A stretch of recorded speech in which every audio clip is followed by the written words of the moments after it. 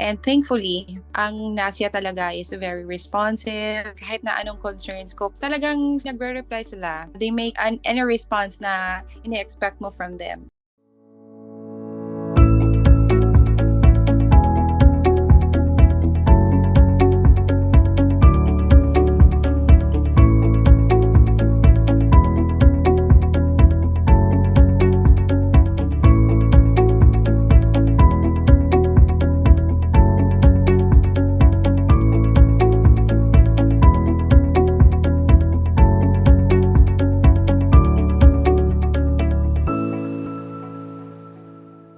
Good morning, good afternoon, good evening, nurses. My name is Chris from Nasha Business Consultancy Services.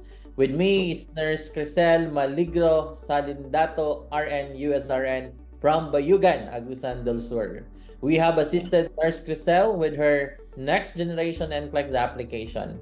And today, she will share her journey of becoming a USRN. How are you, ma'am? Can you introduce yourself? Yeah, it's me, Crisel. PHRN, USRN na po. Thank you to Wow. NASIA. Thank you for all the assistance na natanggap ko from the team. Well, congratulations for passing the NCLEX, ma'am. First, ma'am, we would like to know what motivates you to take the NCLEX and what are your reasons why you wanted to become a registered nurse in the US? So last November 2023, I tried to apply for a student visa for Canada. Unfortunately, na-deny. Kaya yun, a friend told me to take the NCLEX kasi noon pa lang talaga, I really want to take the NCLEX lang. Kaso merong mga major holdbacks na nagpipigil sa akin. So, yan, he introduced me to NASIA, and that time medyo meron pa akong mga minor na trauma from dealing with consultancy agency. Kaya yun, pero I took the chance, and yun, hindi na ako nagpapigil sa mga hesitations ko. And thankfully, ang NASIA talaga is very responsive. Kahit na anong concerns ko, talagang nagre-reply sila. They make any response na ine-expect mo from them. I wanted to take this big step, and I know it's that taking the NCLEX and passing it is malaki ang matutulong nun para matupad yung gusto ko para sa kanila in the future. Wow, that's really amazing reason, ma'am. How about your exam preparation and review, ma'am? Can you tell us in detail how does it work? Did you create a study guide? How do you prepare yourself for the examination, po? The whole preparation started with, of course, NASIA. Last December, when I started submitting the necessary documents. Tapos, ano pa yun, pabalik-balik yung lindol dito sa lugar namin. But it was never arranged. As I remember, at 1 month and 7 days, I got my ATT. So, NASIA sent it to me. So, sa ibang mga kakilala ko kasi, it took them almost 5 months to wait.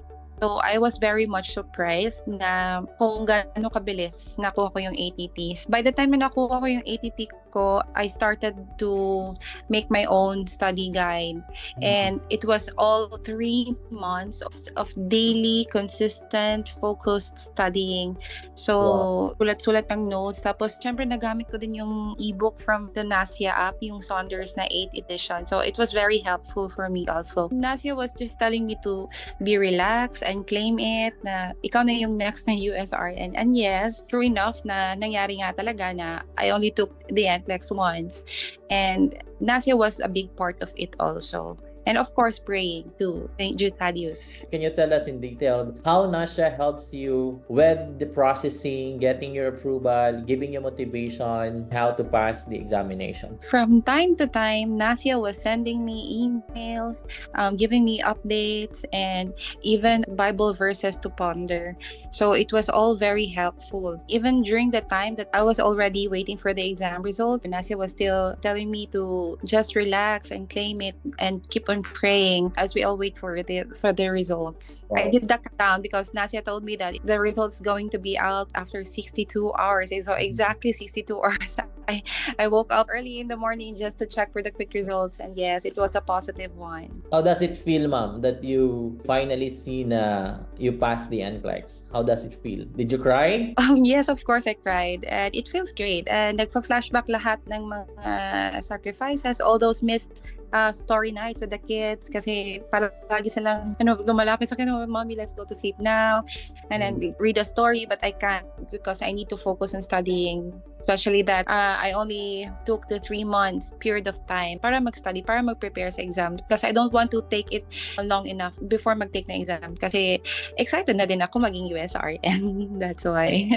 And you made it. You're now a USRN. Finally, yung sacrifices natin. No, kung titingnan natin, you just sacrificed for a couple of months and then after the 3 months, you passed the NCLEX. You're now a USRN and you're gonna Yep. bring that title all Forever. throughout your life. And yung license, renewable lang naman. But, passing the exam, that's a lifetime opportunity po. You can use that one in US, in Canada, in Australia. Kahit meron tayong goal na hindi na-achieve before, sometimes kasi hindi natin na-achieve yon because God has planned something for us. That's it, no? USRN ka na. Thank you much for that story, ma'am. Lastly, ma'am, what are your message and advices to other medical professionals aspiring to become a USRN? What are your message and advices to them? I know marami dyan na mga nurses that is the same with my situation na graduate long back, how many years pa? Like me, I graduated 2008 pa. So I know NCLEX could be, nerve-wracking. Nakakakaba talaga. Especially because it is also a bit costly. Medyo mahal talaga siya. Unlike the PNLE that medyo okay lang naman pag mag-retake ka. Pero syempre, mas maganda pa rin that to take the exam only once. And I think there's a lot of nurses out there talaga na that is similar to my situations na may hesitations na nagdadalawang isip kasi nasa point na parang sinasabi sa sarili na parang hindi ko na to kaya kasi ang tagal na nang graduate ako from nursing school. Pero I think you just need to keep yourself on track, be consistent, stay focused, and try to control all your anxieties and lift them all to God. And remember that NCLEX is the one big step para ma-realize natin yung gusto natin sa future, lalo na sa mga anak natin. I also have my niece na kakagraduate lang din from nursing, and I told her that after PNLE, you should take talaga NCLEX.